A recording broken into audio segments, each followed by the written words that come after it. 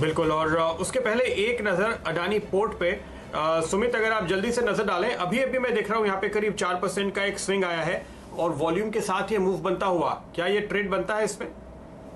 एकदम सही स्टॉक चुना है। मेरे भी रडार पे ये स्टॉक आया था। मैं देख ही रहा था कि अगर मेरे पास अगर एक क्वेश्चन टॉस हो जाता है तो स्टॉक के अंदर बाइंग है, वॉल्यूम देखने को मिल रहा है। पिछले 5 से 7 दिनों का जो कंसोलिडेशन है उसका ब्रेकआउट है, तो 88 टू 89 के आसपास ट्रेड कर रहा है। स्टॉक के अंदर बाय का व्यू लेके चलना है। जिन्होंने पोजीशंस बना रखी है वो अपनी पोजीशंस को होल्ड करें, फ्रेश बाय का व्यू लेके चले। मेरे को लग रहा है कि ये स्टॉक कल या परसों में, यानी कल या नेक्स्ट वीक तक ये स्टॉक 300 का लेवल भी क्रॉस कर सकता है। नीचे में स्टॉक का जो सपोर्ट है वो करीब करीब 280 टू 78 के आसपास है। जब तक ये लेवल अब दोबारा से नहीं तोड़ेगा तब तक पोजीशंस होल्ड करें। 300 से 310 तक का स्तर जल्दी ही अडानी पोर्ट के अंदर देखने को मिल सकता है।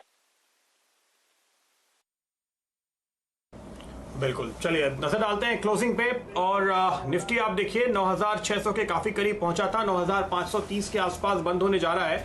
अगर हम इसी लेवल पर क्लोज हो जाते हैं कल भी, तो ये आपके लिए 7 हफ्तों की सबसे बेहतरीन क्लोजिंग होती हुई दिखाई देगी। जिस तरह की आपने मूवमेंट इस हफ्ते आते हुए देखा है, इस हफ्ते ध्यान रखिए चूंकि एक्सपायरी होने वाली है, इस वजह से भी आपकी नज़र होगी।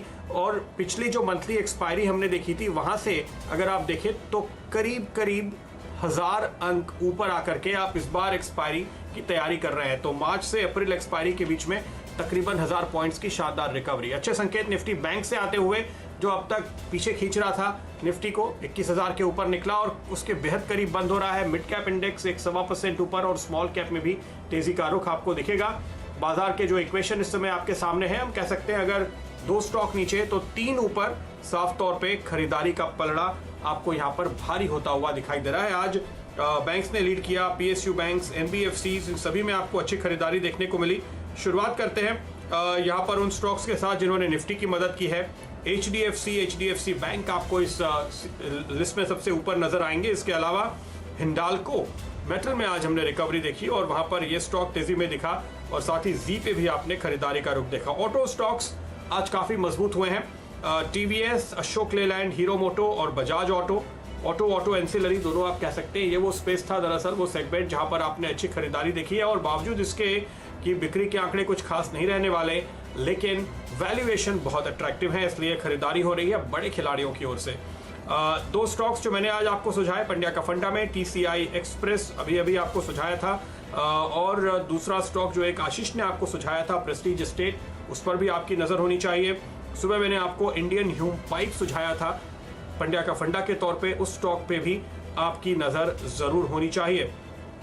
नजर डालिए कल का खिलाड़ी आज पे, डॉलर इंडस्ट्रीज और सियाराम सिल्क मिल्स, तो पूरी तरह से कपड़ों पर फोकस दिखाई दिया है आपके लिए आज आता हुआ। टेक्सटाइल सेगमेंट के दोनों मजबूत स्टॉक और शानदार रिटर्न कल के खिलाड़ी हैं, कल भी ये टीम में आपको दिखाई देंगे।